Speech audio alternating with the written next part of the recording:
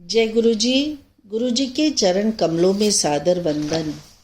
ओम नमः शिवाय, शिव जी सदा सहाय।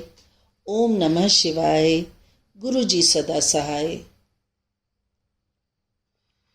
स्वागत है प्यारी साध संगत जी का दिव्य आभा के इस सेशन में। गुरु जी के निर्देशों पर आधारित ग्रंथ है द लाइट ऑफ डिविनिटी। उसी का हिंदी अनुवाद है दिव्य आभा नाम से प्रसिद्ध यह पुस्तक, जिसमें से आज का प्रसंग लिया गया है। आज का शीर्षक है नानक चिंता मत करो, भाग 2 पार्ट 2। सुरक्षा कर्मी को जीवन दान। फरवरी 2005 में एक दिन मैं अपने कार्यालय जा रहा था कि मैंने एक 20 वर्षीय सुरक्षा कर्मी को सड़क पर पड़े हुए देखा। कुछ लोग उसे घेर कर खड़े हुए देख रहे थे। मैंने उसका मुंह खोला तो वह सांस ले रहा था, किंतु उसके साथ उसके मुख से रक्त और झाग निकल रहे थे। उसकी यह अवस्था देखकर स्पष्ट था कि उसके जीवन का कुछ ही समय शेष है। मैंने अपनी आंखें बंद कर गुरुजी से उसे बचाने के लिए प्रार्थना की। आंखें खोलने पर मैं चकित रह गया। आधे मिनट में वह उठकर खड़ा हो गया था। मैंने गुरुजी को धन्यवाद दिया और उससे उसका नाम और पता पूछा। उसके सही उत्तर से प्रतीत हुआ कि वह ठीक था। मैं अपने कार्यालय आ गया। मुझे आभास हो गया था कि गुरुजी सदा हमारे साथ हैं। जब भी उनको याद करते हैं वे उत्तर देते हैं। जब मुझे गुरुजी के मंदिर में आते रहने से पूर्ण शांति मिलने लगी तो मैंने सद्गुरु को अपने परिवार के सब सदस्यों को अपने कमल चरणों में स्थान देने का अनुरोध किया। गुरु कृपा से मेरे माता पिता, मेरे दोनों भाई, उनके परिवार, मेरी सास, मेरी पत्नी के भाई और उनका परिवार, सबको उनकी शरण मिली और उनको भी अनेक अनुभव हुए। गुरुजी ने हर एक को शांति, स्वास्थ्य और समृद्धि प्रदान की। सबकी प्रवृत्ति में परिवर्तन हुआ। अब परिवार में अत्यंत प्रेम और सुख शांति है। शिव नृत्य। मेरा छोटा भाई रमेश अपने परिवार के साथ मई 2005 में गुरुजी के दर्शन के लिए गया। लुधियाना लौटने के पश्चात उसकी पत्नी सोनल गंभीर रूप से बीमार हो गई। 4-5 दिन में उसका तापमान 104 डिग्री रहा था और उसे मियादी ज्वर हो गया था। 5वें दिन स्वप्न में गुरुजी उसके सपने में आए और विशु, उसके पुत्र के बारे में प्रश्न करते हुए बोले वह उसे आशीर्वाद देने आए हैं। सोनल ने उत्तर दिया वह बाहर गया हुआ है, किंतु वह स्वयं बहुत रुग्ण है और मरना नहीं चाहती। गुरुजी ने उसे चिंता करने के लिए मना किया और अपना हाथ आशीर्वाद के लिए उठाया। उनके हाथ से कुछ किरणें निकलकर सोनल के शरीर में प्रवेश कर गई। उस रात उसे बहुत पसीना आया। ज्वर घटने के निश्चित चिन्ह।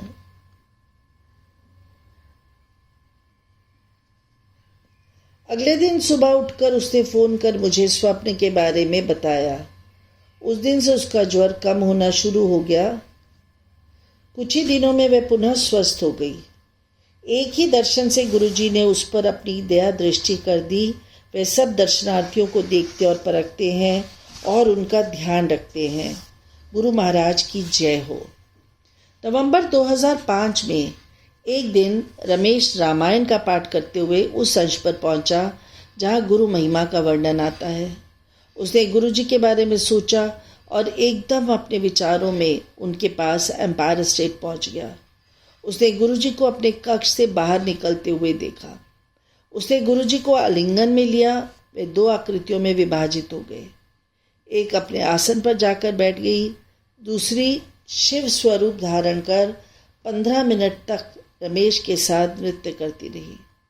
नृत्य करते हुए उसने गुरुजी से प्रश्न किया कि क्या अन्य लोग उन्हें देख सकते हैं, तो उन्होंने नकारात्मक उत्तर दिया और बोले उसे केवल आनंदित होना चाहिए। नृत्य के उपरांत शिव गुरुजी के शरीर में प्रवेश कर गए। इसी अवस्था में रमेश ने लंगर ग्रहण किया और वापस अपने घर आ गया। कुछ दिन बाद जब रमेश गुरुजी के दर्शन के लिए दिल्ली आया तो उसने यह अनुभव मुझे बताया। गुरुजी ने रमेश को अपने घर बनाने के लिए आशीर्वाद दिया। यद्यपि रमेश अत्यंत परिश्रमी था, किंतु पिछले 10 वर्षों में वह अपना घर नहीं बना पा रहा था। 29 मई 2006 को वह अपने घर में प्रवेश कर सका। उसकी बेटी देवयानी अत्यंत बुद्धिमती थी। परिश्रमी होते हुए भी वह सदा अपनी कक्षा में द्वितीय स्थान पर ही आती थी। कुछ ही अंकों से प्रथम स्थान पाने में असफल रह जाती थी।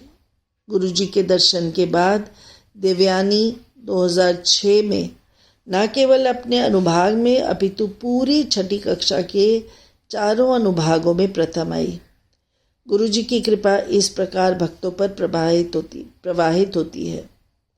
उसका भाई विशु भी इसी प्रकार के लाभ को लेकर 8वीं कक्षा में उत्तीर्ण हुआ, यद्यपि उसकी ऐसा करने की आशा ना थी। गुरुजी शिव दुर्गा हैं। मेरे बड़े भ्राता शिव कुमार पुष्करना ने अक्टूबर 2004 में मात्र औपचारिकता के कारण मेरे घर में आयोजित गुरुजी के सत्संग में भाग लिया। अंततः वे वर्ष 2004 के मध्य में गुरुजी की शरण में पहुंच गए।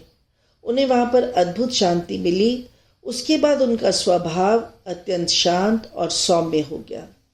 एक दिन मेरी भाभी अपनी प्रतिदिन की दिनचर्या के अंतर्गत दुर्गा स्तुति नहीं कर पाई।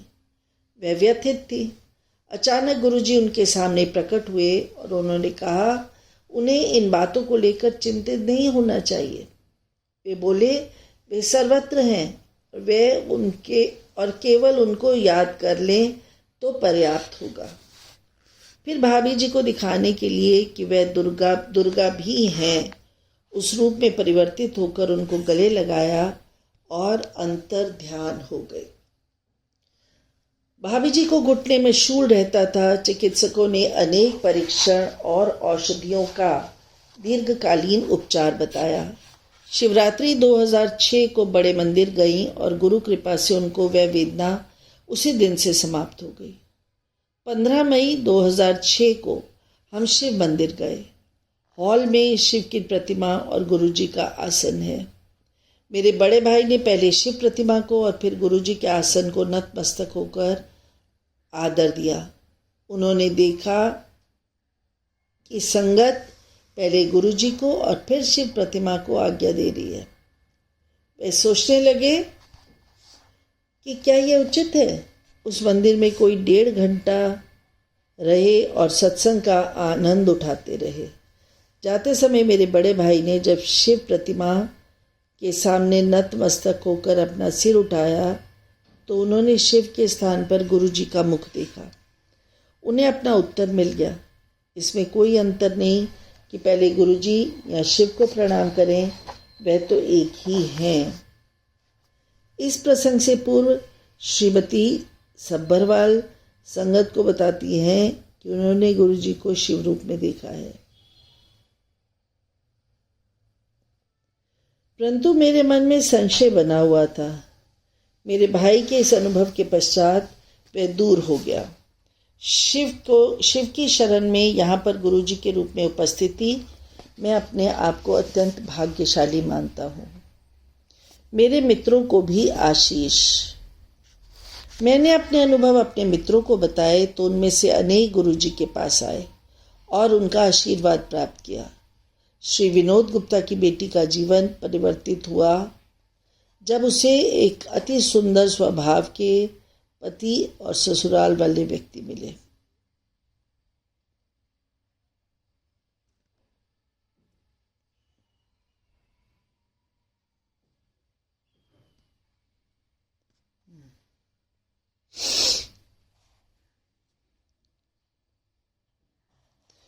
मेरे मित्रों को भी आशीष। मैंने अपने अनुभव अपने मित्रों को बताए तो उनमें से अनेक गुरुजी के पास आए और उनका आशीर्वाद प्राप्त किया।